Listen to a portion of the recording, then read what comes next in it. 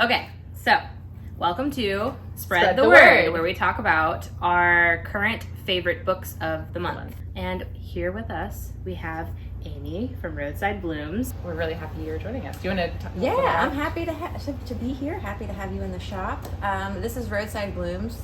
We are located on Sproul Avenue. We're right around the corner from you. And fun fact, you were in our old location. Oh, yeah. The bookstore used to be the Plant and Flower Shop. Mm-hmm. So it's like we're already connected.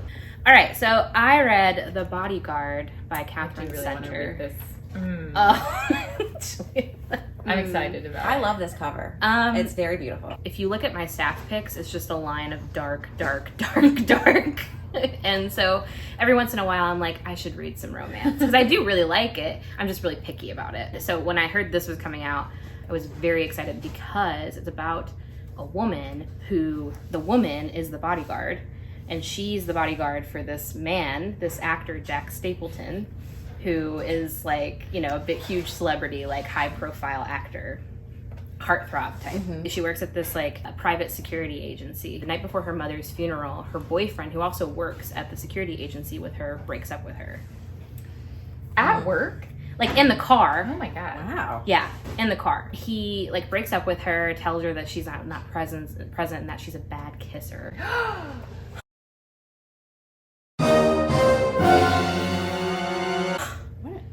Terrible. What an a-hole. A bad kisser. I mean, I don't think many people can actually be bad kissers. It's just that you don't have chemistry with someone. Right. Right. So unless you're my 12-year-old boyfriend. Very bad kisser. Yeah. Terrible experience. I was like, I don't want to kiss anyone ever. Oh, like when you were 12. Yeah. I was like, kissing is terrible. Right. You were the guinea pig, probably. Gag reflex. I mean, I don't think you count the 12-year kisses. People got braces on at that time. I hope not. You're like, are you supposed to suck at the same time? Should there be this much saliva all over my face? I had a fence, so I was probably like, and they were like, a fence? Yeah. Like a. I have forward thrusting tongue, which is a real condition and not a sexual move. I don't know about that. I'm sure that's also.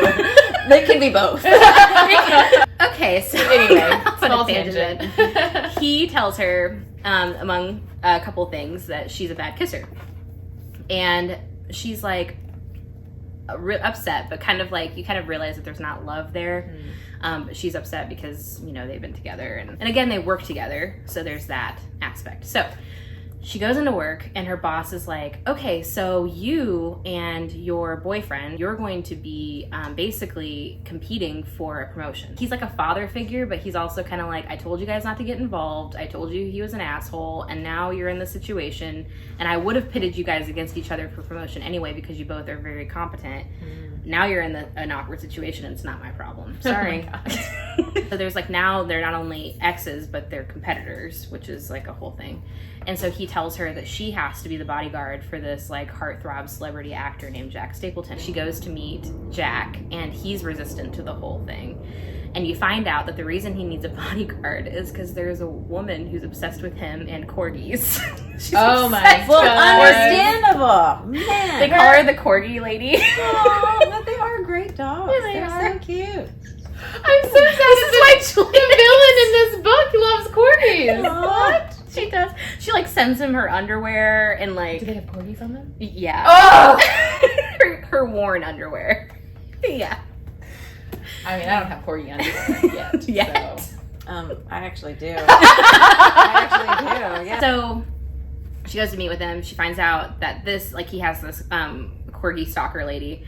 And he also finds out that he's kind of been out of the limelight because something happened with his brother, his younger brother. They were in the car together and his younger brother died. And so there's some like negative press around that. He kind of disappeared from the limelight to get away from that because, of course there were like speculations of him drunk driving and killing his brother and like, all that kind of stuff. She becomes his bodyguard and is learning all of these things. And then of course, like, because we have to keep it secret with his family, he's like, my mom has cancer. We can't let her know that I have a bodyguard. This is going to stress her out. She's going to be worried for me. Yeah. And so there's that like secret thing. So then she has to go and like stay on his parents' ranch with him and act like his girlfriend, because that's the only natural way that she could be there. It's the only I saw no other way around. Right. Yeah. It makes the book work, so. Yes, it does. And it doesn't, like, it sounds really contrived, but it doesn't feel that way when you're reading it. So when they first meet, he's like, oh, you're a bodyguard, but you're like a tiny woman. He's like, well, do something. Show me that you're a bodyguard. So she takes him out to the backyard and she flips his ass over. He's like, okay, you're a bodyguard. She's clearly a badass. Yeah. She doesn't have a lot of self-confidence. She doesn't feel lovable. And that's like a common theme throughout the book, because he's a celebrity. Like, everybody loves him. And he doesn't see her like that. He, sees her as, like, he sees her as beautiful, and he sees her as special and extraordinary, and she does not see herself like that. Sees her as a badass that can flip him on his ass. Yep. That's cool. Yep. Every single thing about this book appeals to me. It's like a gender-swapped situation with the, like, bodyguard, and then pretend, like, dating, which is also a surprise thing that I really like. They're on a ranch, so Western. There's a scene where he's training. He's standing on a horse. Is he a horse person? Yes, because you know how I feel about men and horses. Yes, he is. Yeah, he does the little tricks where he stands on them. Oh my god! Yeah. Okay, she likes it too. Yeah.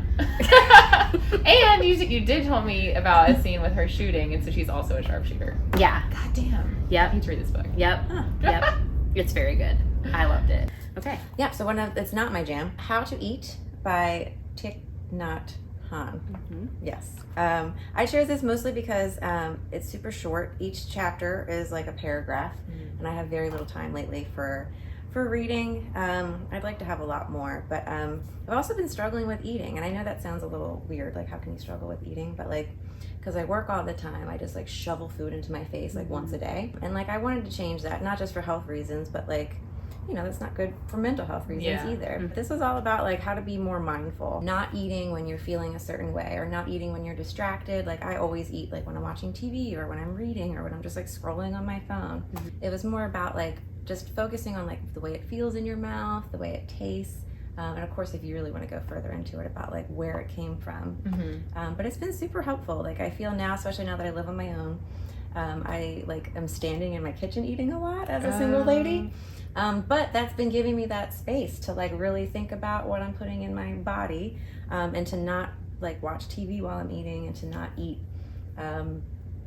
my feelings, I guess. And there's a whole section on that in here. And there's a great line that says, don't chew angry, don't chew worry, don't chew business.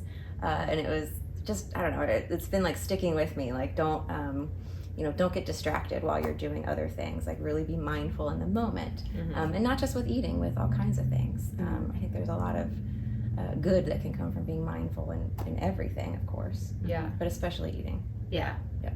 That's all like really good points. Also, when you said standing up eating, that immediately made me think of do you know that the movie Must Love Dogs? Yes. Where she's like, I'm just standing over my kitchen sink eating a cold piece of chicken. Yeah.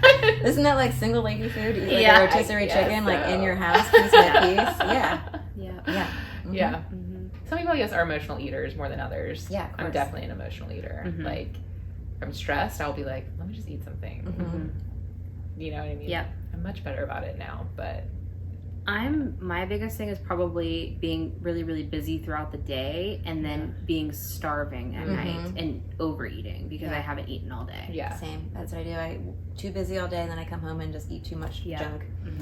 Or while I'm like watching a movie or something and I'm not thinking about anything, I'm just like shoveling it in. And I'm like, wait a minute, I ate an entire box of cereal. Putting like focus on like your meal prep. And again, I feel like saying meal prep just makes you think of like gym and like working out and stuff, and like that is not something I'm interested in. No. But like more so like when I was cooking the other night, I was trying to just like not be distracted by like, I always want to listen to music, I always want to have like Netflix on in the background because it's like I just don't want to hear my own thoughts, you know. But like that's what we need to do. We need to like let the thoughts flow through us, and like really like I'm cutting a tomato, like just to be present in that moment with that tomato, rather than thinking about like what you have to do at work the next day. But yeah, I feel like I've started to enjoy cooking a little bit more because I'm like making myself be more attentive to my food. Yeah. Oddly enough. Yeah. When I first got on TikTok. So I got on TikTok for the aquarium. I can't wait to see where this goes. And so there's like the mukbang trend, these people that are eating. And at first I was like, this is really weird. I don't understand it, but I get it now because I was starting to read through the comments, and it was like a lot of people who had a problematic relationship with food, who were like, I really appreciate watching these because it reminds me to eat, and it reminds me like if they had like an eating disorder or just like any sort of like problematic relationship with food, they would get on TikTok and it would help inspire them to eat. Wow. I know. And I was like, I know, because at first I was like, this is crazy. Like, I don't understand why people are into this. And then when I found out, like, the impetus behind it, I was just like, oh, that's kind of nice. Yeah. But yeah, it sounds great. Yeah, I read Woman of Life. So first of all, the cover is really gorgeous. Second of all, I wanted to pick it up because we do have signed copies coming in. Third of all, I wanted to pick it up because I never got to read Sabrina and Corinna, which is a collection of short stories that the author, Fajardo-Anstine, wrote. Came out a couple years ago. I think a lot of people picked it up. Also, as you may remember from past episodes, I started the word. I'm very into westerns. It turns out Westerns and pirates. Westerns and pirates. I would not have thought that. Yeah, I know, me either. I didn't realize it until I started reading a bunch of them. So this takes place in like early 1900s / late 1800s Denver, the Lost Territory, which I think is part of New Mexico and Colorado. It's a family saga, and I like that there's like a little bit of magic involved in that. The main character, Luz, is a seer, so she can read tea leaves and gets these visions sometimes about her family, like things that are going to happen to them. But she reads tea leaves for other people too. Well, her brother, Diego, is a snake charmer. Oh. So it's all this stuff that's like sort of... Yeah. Okay. I know, right? So you had me at snake charmer. Well, and like, you're not the only ones who thinks he's sexy. And that, like, that's what gets him into a little bit of trouble. Yeah. Yeah. I mean, a man who... Yeah, anyway. Charm snakes. Yeah. And he like loves them. He like they're like his pets. His job is sexual innuendo. Yeah. So the main character is Luz and her brother Diego. They are like this third generation. You're also getting the their aunt Maria Josefina and their mother. Their dad leaves their mom, and she sinks into a horrible depression, like can't come out of it. And so she ends up sending them to Maria Josefina to take care of them. She's up in Denver. And that's how they leave the Lost Territory. But you also get the grandmother story too, whose name is Medecia. Oh. And she was like in a traveling Wild West show where she was a rifle shooter, which I think is really cool. Oh my God. Another thing about me is that I wanted to be a sharpshooter when I was a young child. So I'm like, oh my God. Didn't we all? Yeah. So there's a lot of like family generational trauma that happens. Diego ends up having to leave Denver because of a white mob chases him out of town because he gets a white girl pregnant. Yeah, so he actually leaves her a lot of the time, and Luz misses him, and she's trying to get her and Maria Josefina out. Like, they're in a pretty poor neighborhood, so she takes on work with this lawyer who's working on cases he's a Greek lawyer, and so he's like straddling this line with like he can have an in with like white society but also still is an immigrant and is like a lawyer for like immigrant people against like a lot of obviously like bigoted laws and stuff like that. So he and she are working on a case where she like ends up being sort of like his secretary, I guess, and there's this like incredible sexual tension between them, but it's that sexual tension where you're like, no, he is terrible for you, do not. But she's like drawn to him. Yeah, and like, no, we've all been there. I know. Yep. And I feel like the author does such a good job of like yeah, I do kind of want to see them get together, but also I know it'd be the worst thing ever. Like she did a good job of like making you feel drawn to him, even knowing like Luz sort of knows he's bad news. Yeah. And she has this other guy that like is gonna marry her, but she's still like, you know. So that's interesting. So it is like that coming of age story. So there's a common narrative thread going out, but you are sort of jumping around in time also. Okay. And kind of filling in the backstory. And so it's interesting to see like the parallels between the main characters' lives. Yeah. Did you have a character that you liked to follow the most? And why is it Diego? I really like Luz. She's the main character though, so like obviously you get a lot of her story. Yeah. What genre would you say this is? It's probably a category. Well, it could be historical fiction or it could be literary. Okay. But yeah, sounds good. That's it. That's Woman of Light. Sold me. Okay, well, thank you for tuning in to Spread the Word. We're super excited that we got to do it here at Roadside Blooms with Amy. Gorgeous. Yeah. Thanks for coming. Thanks for styling it for us. Yeah, This is so anytime. fun. And thank you to Gabrielle, Just a Face Boutique, for helping. Yes. She was behind the scenes. Yes. If you can't tell. Right. Beautiful. That's why everything looks amazing. My baby takes the morning train. She works from 9 to 5 and then she takes the train. Oh, home again to find me waiting for them. I'm